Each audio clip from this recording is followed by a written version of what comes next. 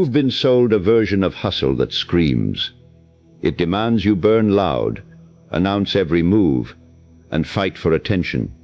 But that noise has left you exhausted, invisible, drowning in a silence that feels like failure. The applause you chase is hollow, a momentary flash that leaves you colder. You've performed relentlessly, yet the emptiness grows, because the world only claps for the finish line, not the 1,000 midnight steps that got you there. So you begin to suspect that the race itself is rigged. The noise isn't a sign of strength. It's a camouflage for a deep, unsettling truth. You're building on sand, and the tide is coming in. They told you to grind harder, to outwork the doubt. But that advice is a brittle bridge. It snaps under the weight of ordinary days, when motivation dies, and all that's left is you and a cold, dark morning. The isolation is suffocating. You're in a room with your ambition, and no one knows the sound of your struggle.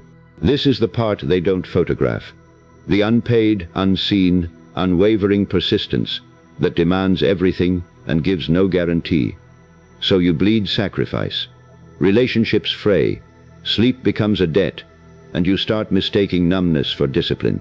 The very architecture of your life begins to list, because you thought hustle meant tearing yourself down to rise. You've swallowed the myth of the overnight leap. But real progress doesn't arc like a rocket. It moves like a glacier, millimeter by millimeter, invisible to the naked eye for years, until one day the valley is carved. And here is the deepest cut. You begin to believe the quiet is proof you're nothing, that if your work doesn't make sound, it doesn't matter. This is the moment the world's hustle breaks you, leaving you hollow and questioning your very foundation. But what if the silence is not your defeat, but your foundation? What if the hushed pre-dawn hours, the unrecorded reps, the gentle refusal to quit are not signs of weakness, but the true forging ground? The whisper isn't missing power. It's the only force patient enough to shape granite. You've been trying to shatter the mountain with noise, when the real architects use stillness, time, and an unbroken will. So you stop shouting at the mountain. You turn inward, to the quiet basement of your soul, and you begin to lay stone after stone in the dark.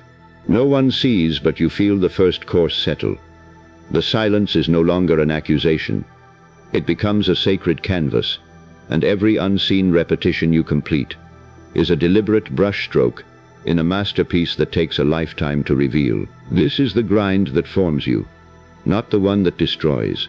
You trade the sprint for a marathon of intentional monotony, where progress is measured in millimeters, and the finish line doesn't exist. But this path demands a sacrifice the loud hustlers never face. You must give up your need for a witness. You build a cathedral underground, trusting that the architecture matters, even if it's never seen. The cost is loneliness of a peculiar kind.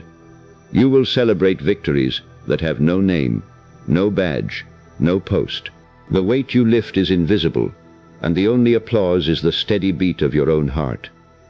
But what this demands is a fierce and quiet love, a love for the process itself, unlinked from outcome. You must fall in love with the soil, not the harvest, knowing the harvest may be for someone else.